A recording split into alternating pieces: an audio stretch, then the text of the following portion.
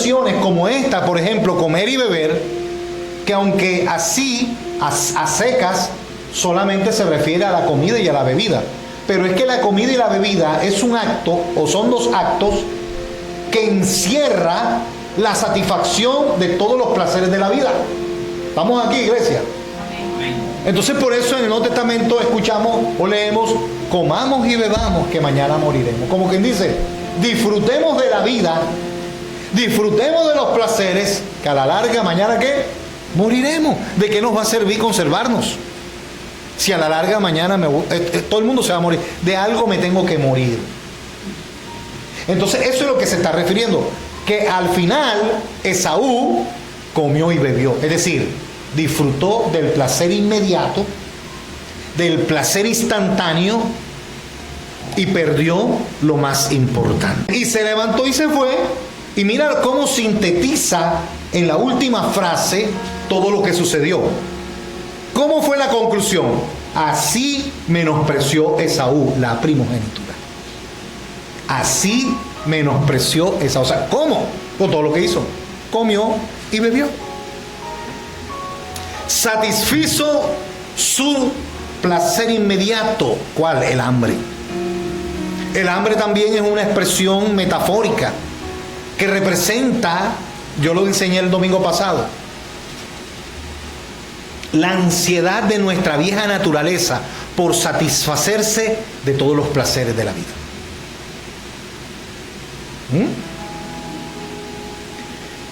Y fíjate, habla de comer y beber. ¿Por qué? Porque es lo más natural y es lo que más hacemos nosotros.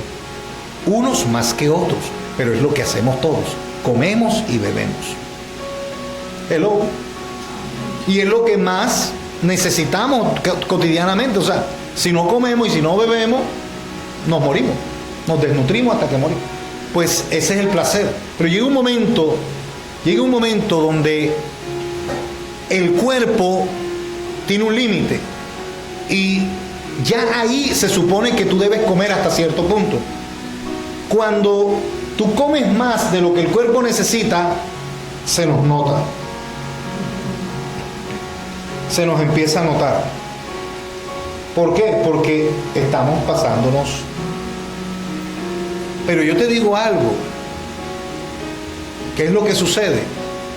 El cuerpo siempre te va a pedir más. Y más. Y más. Y más. Y más. Porque es lo que está en nosotros. La insatisfacción. La necesidad de satisfacerse. Ahora, yo te voy a dar unos consejos, porque el domingo pasado cerramos con un punto importante, y es el de la toma de decisiones. ¿Qué fue lo que estaba haciendo Esaú? O sea, ¿qué era el momento coyuntural que estaba viviendo Esaú? La toma de una decisión importante. Porque aprendimos que aunque Jacob en un momento dado suplantó a Esaú para recibir la bendición de su padre, nosotros aprendimos de que eso aunque fue una suplantación, eso fue un acto de astucia, porque a él por derecho legal le correspondía la bendición del padre. ¿Por qué, pastor? Si es que él no era el primogénito, porque él hizo negocios con Esaú. Pero Esaú, conociendo a su hermano, se le había olvidado ese negocio. Se le había olvidado que él había jurado, que había hecho una promesa. Al contexto de hoy, o en nuestro contexto, tenemos que entender que obviamente hay una diferencia de 4.000 años, donde en ese entonces los negocios se cerraban era con una palabra, con un juramento. O sea, palabra de gallero, palabra de caballero, se respetaba la palabra, era honra, no es como hoy, que hoy los hombres y las mujeres prometemos, hablamos ligeramente, hacemos votos incluso a Dios, y ¿sabe? No cumplimos. Y nosotros, por ejemplo, ¿sabes? Cuando decidimos casarnos hicimos votos. Y el voto es: te amaré a pesar de la enfermedad, de la pobreza, de la maluquez, bueno, de todo eso. Y ¿sabe? Y uno tiene que cumplirlo. Te guste o no, pero tú hiciste un voto. Por eso es que se llama, por eso es el matrimonio. El matrimonio no es solamente para hacer una fiesta y comer rico y comer sabroso y fueron felices y comieron perdices. No, no. El matrimonio es un pacto con Dios hicimos tú y yo. Es un pacto. Es más, es un negocio que se cierra, en donde se forma una sociedad conyugal. O sea, es una empresa en términos legales. ¿Sabía usted eso? Tanto así que cuando hay divorcio se mete lo jurídico de una. ¿Por qué? Porque hay que hacer repartición de bienes de acuerdo a la ley y de acuerdo a las cláusulas y de acuerdo si hubo cláusula o si no la hubo, o si hubo bienes mancomunados o si hubo bienes antes por herencia. En fin, la retaíla es larga. Porque es un negocio. Porque interviene el dinero también, es importante. Porque el uno no le puede reclamar cosas al otro si no entraron en la sociedad conyugal. ¿Me está escuchando? ¿Cuántos están aquí? Entonces, ¿qué pasa? En el contexto de hoy, no vale la palabra porque hoy todo el mundo falta a la palabra. Hoy la gente dice algo y mañana dice otra cosa. Es fácil, qué triste. Pero sabes, eso no quiere decir que esté mandado a recoger. Porque la Biblia dice que tú sí sea sí y que tú no sea no. O sea, en otras palabras, que tu palabra se respete y se cumpla. Si tú prometiste algo, cúmplalo. Diga al que está a su lado, cumple. Si tú tienes hijos, eso es un pacto tácito, es decir, un compromiso tácito, en donde así como tuviste el valor de engendrar y de alegrarte el día que estabas engendrando y te volviste loco ese día, tienes que tener compromiso de sostenerlo y de criarlo y de levantarlo. ¿Cuántos están aquí? ¿Por qué? Porque es un compromiso tácito del varón y de la mujer. Hoy, y hago un paréntesis aquí, hoy el mundo, como el mundo está cada vez más loco, y te tengo una noticia, y no con esto quiero decir que soy negativo y pesimista, no, es que es bíblico, pero uno quisiera revertir eso, o por lo menos lo podemos detener un poco con el Evangelio, pero hoy el mundo está loco y cada vez estará más loco. La tierra está manifestándose con dolores de parto. Mientras en un hemisferio hace excesivo frío y están congelados el norte, el sur está caliente. Y hay incendios por otro lado. Y luego del incendio vienen tormentas de granizo y de arena. Báilame ese trompo en la uña. Y hay terremotos por todos lados. Todos los días, oye, todos los días hay terremotos en el mundo. Lo que pasa es que a nosotros como que no nos interesa porque no nos toca a nosotros. Solamente cuando ya está cerquita, cuando ya tembló aquí en Cartagena, ay Dios mío, Ave María Purísima, y así empieza a persignarte. Pero todos los días, por ejemplo, esta semana hubo un terremoto en Turquía y hubo muertos y heridos. Ahora mismo hay más de 500 heridos y no sé cuántos muertos. Pero como eso está lejos, no me interesa, no me toca, no sé, no entiendo. Y resulta que el tema es duro, porque no solamente es en Turquía, sino en muchas partes se está temblando. ¿Pero por qué? Porque la sociedad cada vez está en detrimento, está decadente. Entonces hoy, además de todas las facciones que se están levantando, resulta que ahora otra vez ha resurgido el movimiento feminista.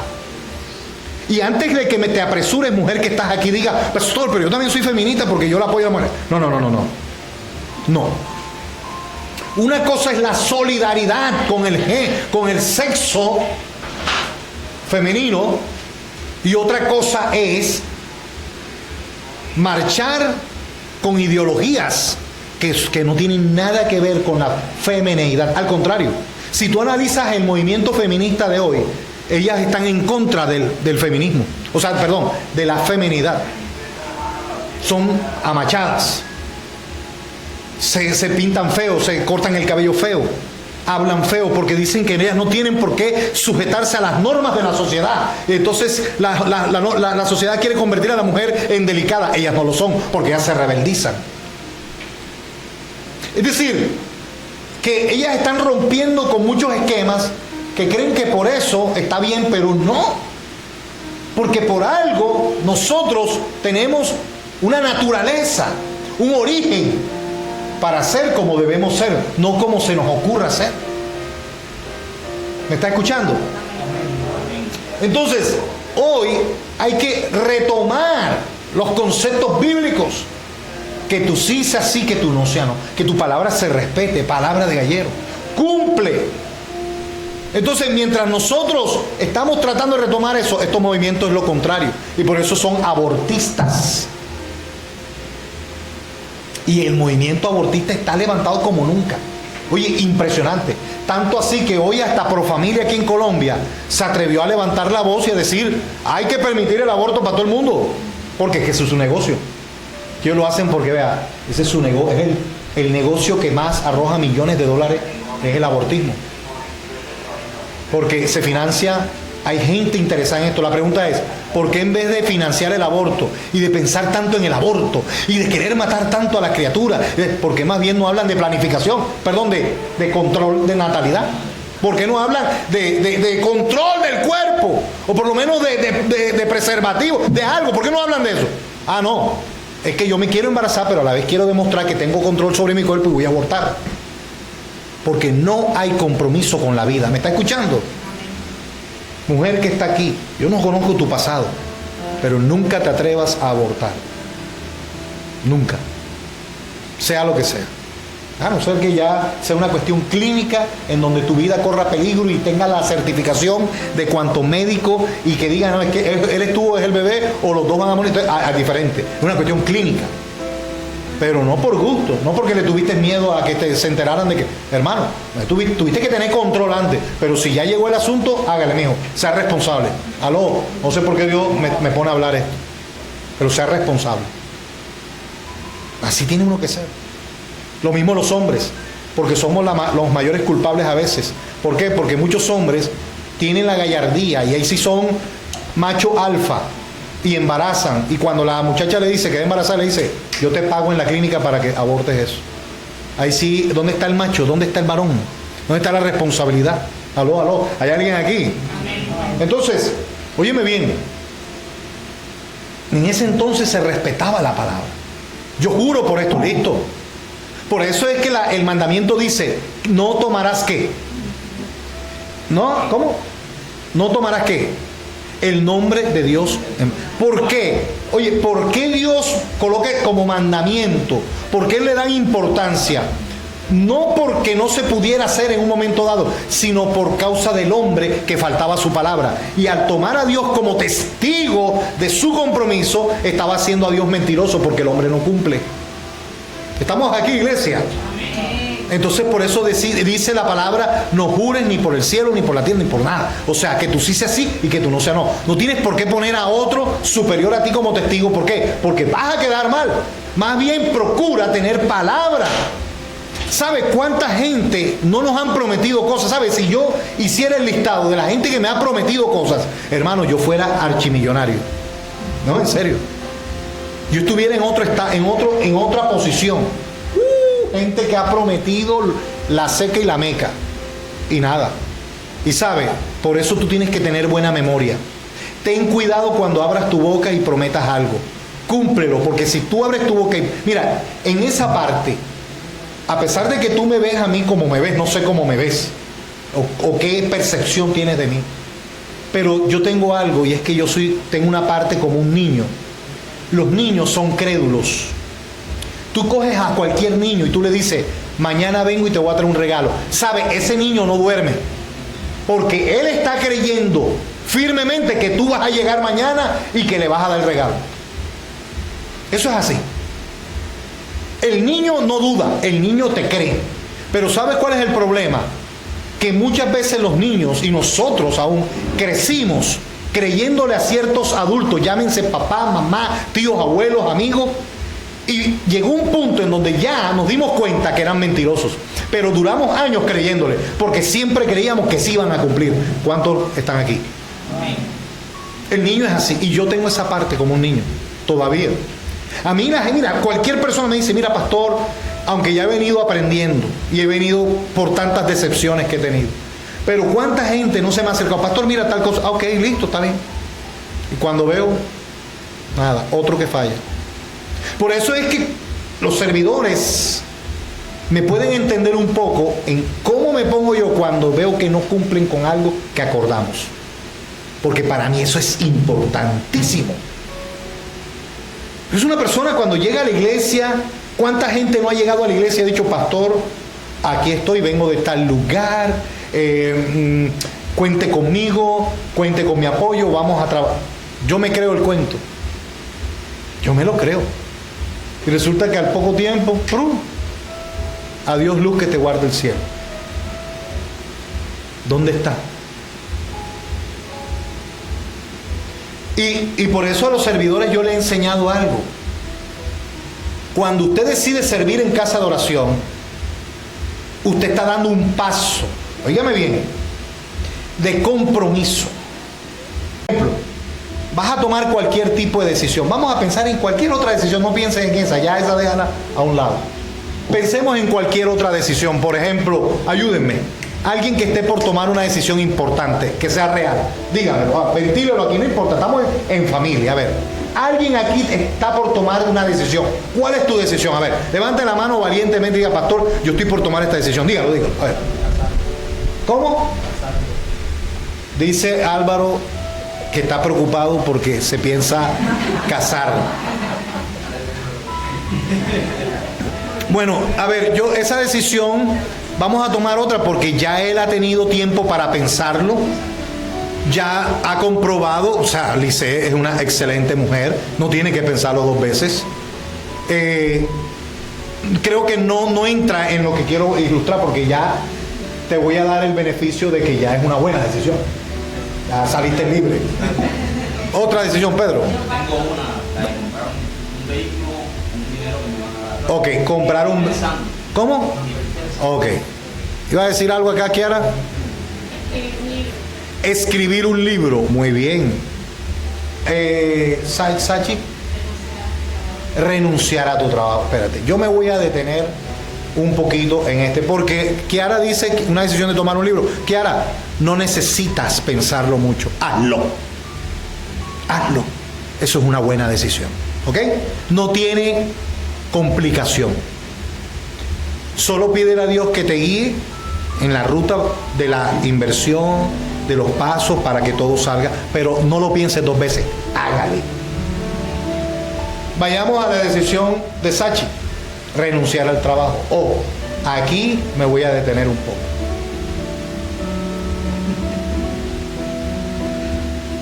¿Cuáles son los motivos que tú tienes para renunciar? Ajá, ok. Pero te voy a hacer otra pregunta. ¿Ya tienes otra oferta de trabajo? No. Ok. Ahí vamos. Entonces, mira cómo Dios te va a ir hablando. Luisca, por favor, colócate de pie, arréglate la corbata y te colocas de pie. Vamos a tener que enseñarle a Julieta que sea tu espejo. Colócate allá. Luisca, hazme un favor. Explícale a la audiencia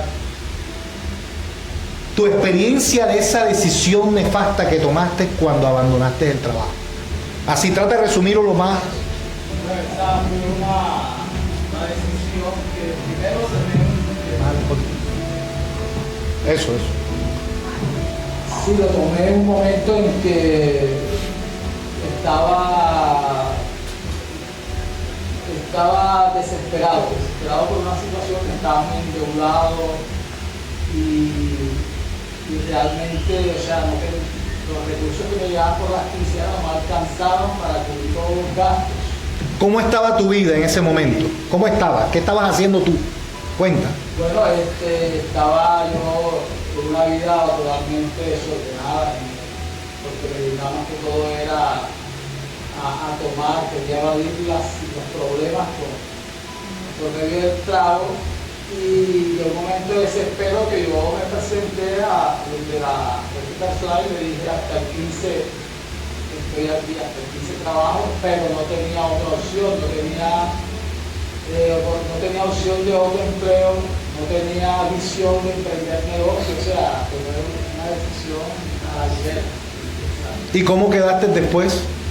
Después quise revertir esa decisión, pero ya era demasiado tarde porque sí, perdí todo, perdí la liquidación que me dieron, se me fumó, me quedé sin empleo y quedé sin nada.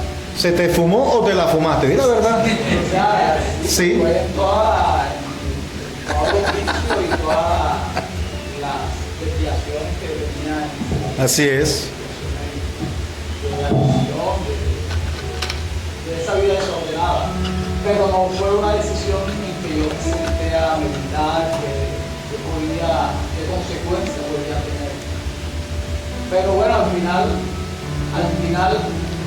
aparentemente fue para mí ya, bueno, una mala toma de decisión. Pero después entendí que también traía casi. O sea, lo que pasó fue que después vino Cristo a tu vida. Exacto. Y te restauró, pero tú quedaste casi que indigente en un momento dado. Exacto. Pero lo que yo pude entender que si yo no renuncio, bueno, más adelante yo entendí que si yo no renunciaba a ese empleo, hubiese terminado mal. Hubiera terminado tal vez preso porque ya como el sueldo no me alcanzaba para cubrir todos mis gastos, ya se me venían ideas de hacer otras cosas, inclusive para... Yo esa parte no la comparto contigo. Te voy a decir por qué. Porque cuando Dios va a hacer algo, no importa la circunstancia en que te encuentres. Lo que pasa es que Dios se valió de cómo quedaste para rescatarte después. Pero Él también te hubiera podido bendecir en el trabajo si tú lo hubieras conocido a Él y hubieras organizado tu vida y hubieras prosperado. Entonces, sí, esa es la realidad. Eso es... Porque es que a mí me habían compartido, pero cuando ya uno tiene empleo, tiene dinero, a veces en medio de la escasez que uno... Pero hay gente que tiene plata y ya conoció al Señor con plata. Es relativo. Sí, es relativo. Exactamente. Bueno, muy bien, gracias Luisca. Vamos a dar un aplauso a Luisca. ¿Por qué este testimonio, Sachi? Mira, fíjate.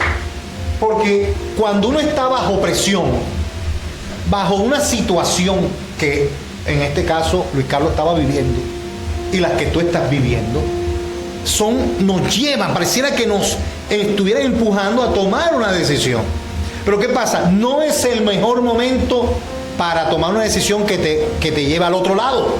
¿Por qué? Porque no tienes garantías en el otro lado. ¿Me hago entender? O sea, tú ahora mismo no tienes otra oferta. Tú necesitas el dinero. Y aunque tú no te queda tanto tiempo, pero tú estás trabajando. Y es peor que después no tengas trabajo y te sobre el tiempo, pero en la casa pase oficio y pase, porque ¿qué más vas a hacer? No vas a tener la plata. Y después entonces la necesidad te va a llevar a otro tipo de problemas. Entonces fíjate, aquí esto es interesante. ¿Por qué? Porque Esaú estaba en una circunstancia, ¿cuál? Venía cansado. Él mismo lo dice. Dice la Biblia, escucha, ya te doy la palabra. Dice, y guisó Jacob un potaje, y dice, y volviendo Esaú del campo cansado. ¿Cómo estaba Esaú? O sea, estaba en una situación que lo estaba llevando a tomar una decisión apresurada. Lo estaba condicionando psicológicamente, emocionalmente y hasta físicamente. Yo entiendo estas situaciones que son las que a uno, en medio de todo eso, uno dice, yo mejor renuncio. Pero sabe, tú no puedes, el consejo es el siguiente: tal vez renunciar sea la mejor decisión o tal vez sea la peor, pero el consejo es, no tomes la decisión en ese momento. ¿Me estás entendiendo? O sea, en este momento no tomes la decisión por esas motivaciones o por esos motivos, más bien tienes que calmarte. O sea, tienes que esperar y quitarte la presión que tienes para después sí ver con claridad qué es lo mejor para ti. Entonces, si Esaú no hubiera estado cansado, él hubiera tomado... Si el otro le dice, véndeme tu primogenitura y te doy... Dice, ¿cómo? Tú estás loco. Si yo por un plato de lentejas no, yo voy a la casa y me preparo uno. ¿Pero por qué? Porque en ese momento él estaba... ¿Cómo estaba? Cansado, desesperado, con hambre, y eso lo llevó. ¿Cómo es que a veces uno cae? Por ejemplo, las personas caen en cuestiones sexuales. Porque en ese momento está el cuerpo que ya no aguanta.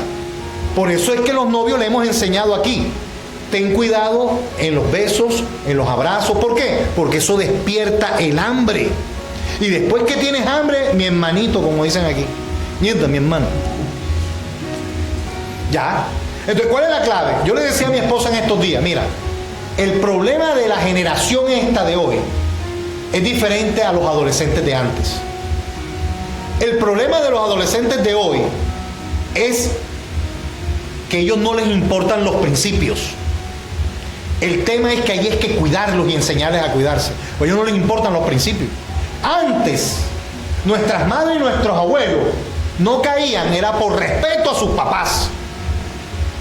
¿Me está escuchando? O sea, se cuidaban porque decían, yo no le puedo hacer esto a mi mamá. Y lo respetaban y se mantenían y le hacían respetar. Y le decían al hombre, un momentico, a mí no me toques. Yo te puedo querer mucho, pero no me toques. ¿Por qué? Porque yo le prometí a mi mamá y a mi papá que no lo iba a hacer, así que me respetas. Hoy no. Hoy le pueden prometer, ¿pero qué? Eso vale. Eso ya, o sea, la juventud de hoy no le importan los principios, ni los juramentos, ni nada de eso. Hoy es cuestión de cuidarse y tomar decisiones con calma. Es decir, espera, vamos a calmarnos. Ese es el tema de hoy. ¿Por qué? Porque no le importa ni mamá, ni papá, ni Virgen María, ni nada de eso. Ni principio, ni juramento. No le importa, en serio. Cuando está frío, sí. Tú dices, ay, sí.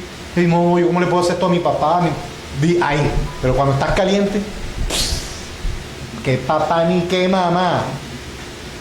Guarda. Y empiezas tú, o sea, olvídate. Nota que los únicos que dieron amén fueron los hombres aquí. Gracias, hombres, por ser valientes y ser honestos. Gloria a Dios. ¿Iba a decir algo, Pedrín?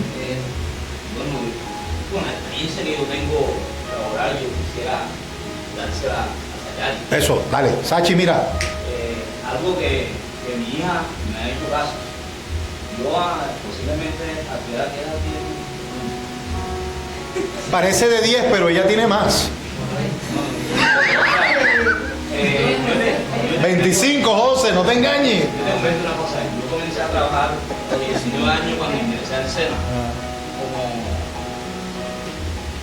patrocinado, ¿sabes? Pero yo siempre a esa edad, pues yo no tenía consejo de padre ni madre. Pero esto va a 19 años apenas. Pero fíjate, ¿qué hice yo? ¿Sabes? La experiencia que yo tengo a través de todo mi tiempo fue porque yo pensaba en tomar una decisión. ¿Sí? Yo decía, yo no dejo este trabajo si no tengo otro, lo que te acaba de decir. Entonces, ¿qué hacía yo? Ya estaba aburrido en la empresa porque no me gustaba o tenía mucho trabajo, no me pagaban lo que me tenían que pagar. Y yo buscaba un empleo primero. Ya cuando lo tenía asegurado, pasaba a la casa. Exacto. Sí. E igual ha seguido el ejemplo mi hija. Mi hija ha estado en varias empresas. Y yo le digo, mija, todas las empresas son lo mismo. ¿Sí? Así es. El patrón, el dueño de la empresa no tiene corazón. Ajá. Y ha caminado varias empresas. Pero no suelta hasta claro. Esa es la clave. Reciben el consejo y ese es el consejo que yo también comparto. Es mejor asegurar. ¿Por qué? Porque, o sea, a donde vayas, vas a encontrar lunares, vas a encontrar algo que no te va a gustar. En unos van a ser la explotación, en otros va a ser el ambiente, en otro va a ser el apaga, o sea, cualquier cosa no te va a gustar, pero tú no puedes estar por el desespero a dejarlo y ya y listo y miremos a ver, no, porque entonces peor es no tenerlo.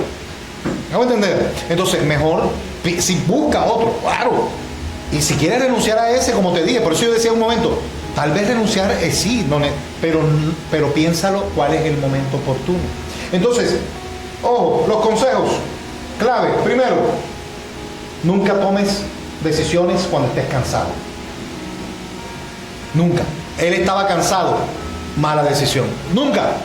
Mejor, ¿sabe qué? Sé de los que dice, espérate un momentico, voy a descansar un poco, hablamos más tarde.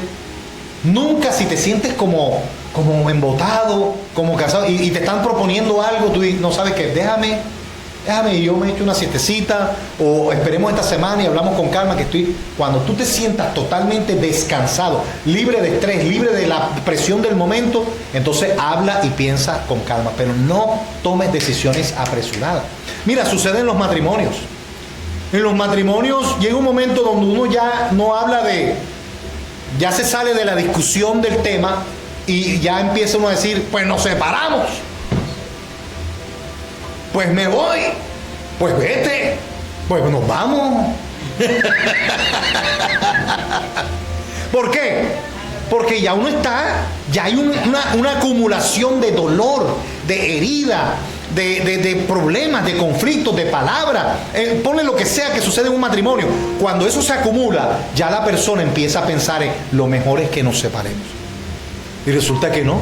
Resulta que lo que tú tienes que hacer es primero resolver el conflicto interno, la tensión, el dolor y la herida, y después piensas con calma. Pero tú no puedes pensar con el dolor porque estás tomando una decisión por el dolor. ¿Estamos aquí?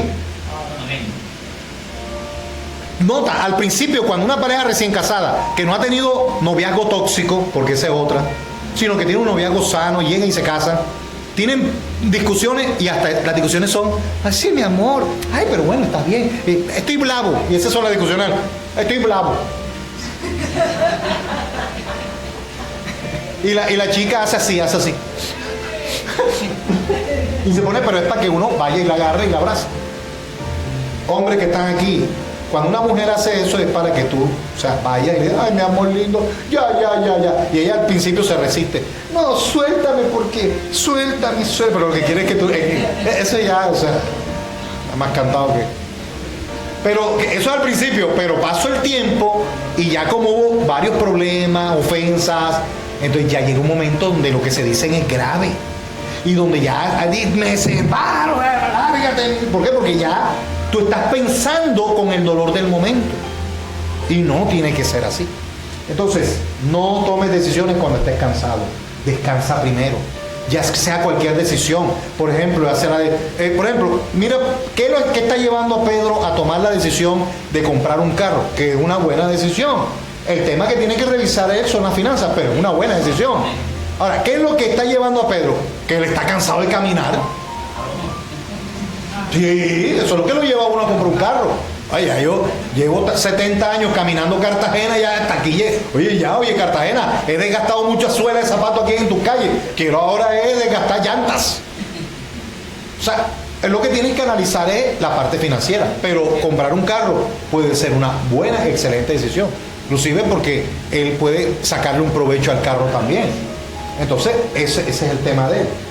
Segundo consejo o segundo enemigo de una buena decisión en el caso de Saúl, la desesperación.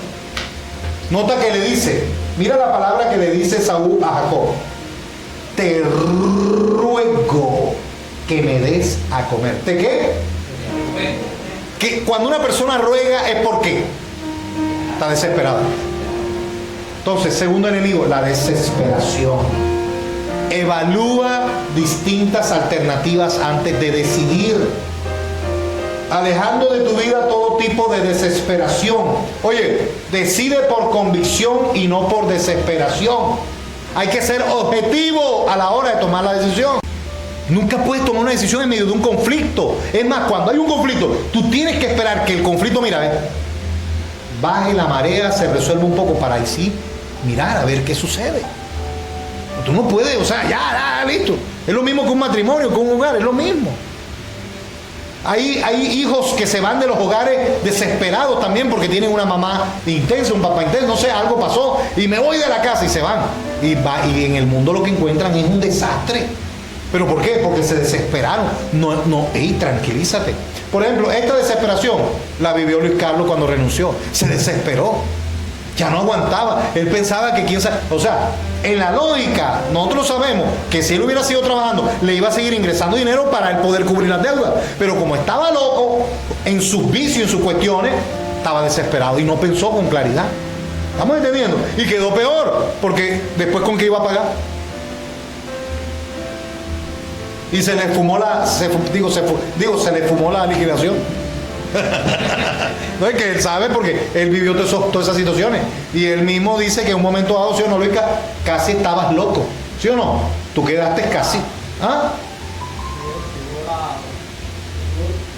Es que fue una posesión, pero había un equilibrio psicológico. Él dice que un momento dado, espiritualmente estaba oprimido, pero psicológicamente le estaba afectando y en un momento pensó que ya estaba hablando locura, ¿sí o no? Estaba hablando solo y todo, y andaba por ahí con un solo calzoncillo que tenía y amarrado.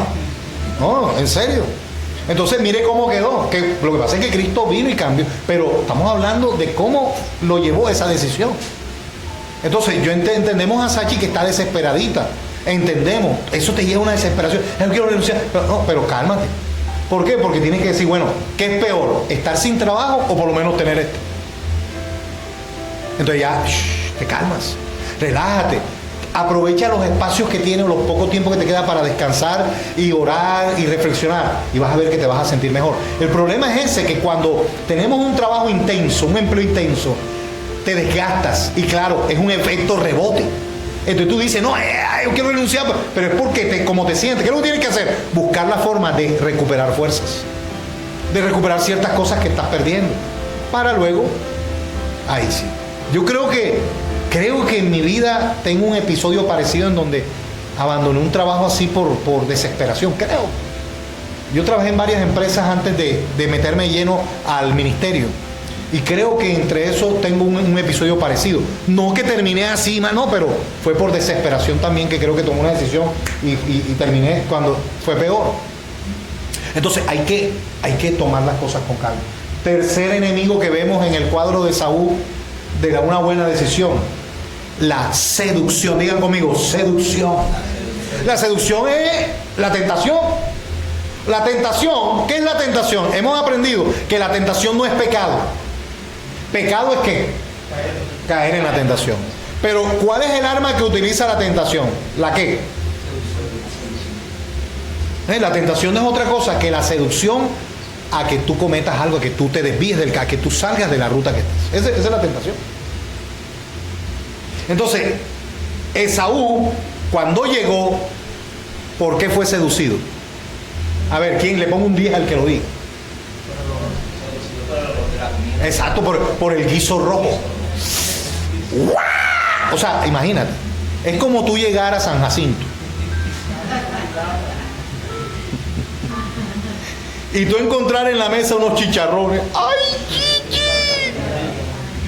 Con yuca y suero, eso sí no puede faltar. La salsa agria, ¿cómo es? O sea, raíces al vapor en salsa agria. Oye, eso te seduce, claro. Entonces, la seducción es el arma que utiliza el enemigo o la tentación para hacernos que tomar una mala decisión. Es la seducción. Y tú en ese momento se te olvidan los principios, se te olvida lo más importante. Es la seducción. Mi abuela decía, la ocasión hace al ladrón. Hay gente que nunca roba en su vida y no se consideran ladrones, entonces también. Pero de pronto un día, y no a todo el mundo le pasa, pero hay gente que descubre su debilidad a través de la ocasión. Nunca tomó nada que no era suyo, pero un día vio el papayazo. Vio algo wow, algo de valor. Le llamó la atención, miró para un lado, miró para el otro y dijo, nadie se va a enterar, yo estoy en una necesidad, venga para acá. Ahí cayó. ¿Por qué? Porque eso ¿qué? Lo sedujo. ¿Cómo se cae en la inmoralidad? La seducción. ¿Cómo cae gente en la pornografía? Porque están distrayendo sus ojos, su mente en la internet, viendo bobería, video, y de pronto ya del video de la mujer que sale medio en cuera en el reggaetón, ya pasan a otro un poco más fuerte. ¿Qué pasó? Fue seducido, y de ahí se mete en el mundo tenebroso de la pornografía, y eso lo atrapa y se vuelve adicto. Y yo se los he dicho, una de las cosas más tenebrosas, más llenas de potestades de las tinieblas, es la pornografía. Cuidado con eso, porque eso es y hay gente que dice, no, pero si a la larga no hay contacto físico y es pura visión. Hay que dice la Biblia dice que los ojos son las ventanas del alma. Por ahí entra todo, y por ahí te alimentas, y después que te alimentas de pornografía, hermano, empieza tu alma a ensuciarse y a corromperse, que terminas haciendo cosas que en tu vida habías pensado hacer. Te daña tu mente, te daña tu corazón, te desvía del propósito de Dios, te ensucia, te distrae, te estorba. Ojo, iglesia. Entonces, la seducción. La pregunta es, antes de seguir con la cuarta, ¿estás cansado? Cansado del camino. Descansa. Y no solo físicamente, sino también psicológicamente. ¿Sabía usted que mentalmente uno se cansa? Claro.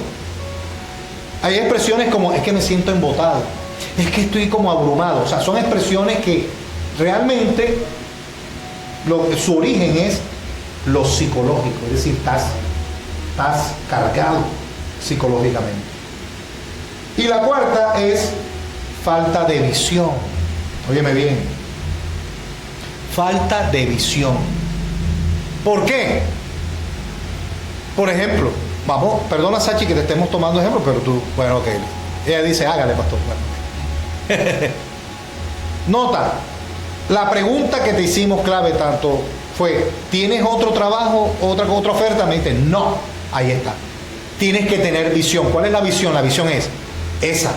¿Será que ya tengo otro empleo? ¿Qué voy a hacer después de que renuncie? ¿Cómo voy a quedar? O sea, esa es visión. Cuando tú tienes una visión clara, tú dices, no puedo renunciar porque ¿cómo quedo? Ya me veo el cuadro siguiente, voy a quedar mal. Y el ejemplo de Luis Carlos lo dice. Yo, o sea, en ese momento él no estaba viendo lo que venía. Él creyó que, o sea, iba a resolverse así. Fue peor. En el momento fue peor. Entonces, ¿por qué Saúl le faltó visión? Porque dijo, he aquí, yo me voy a ¿qué? A morir.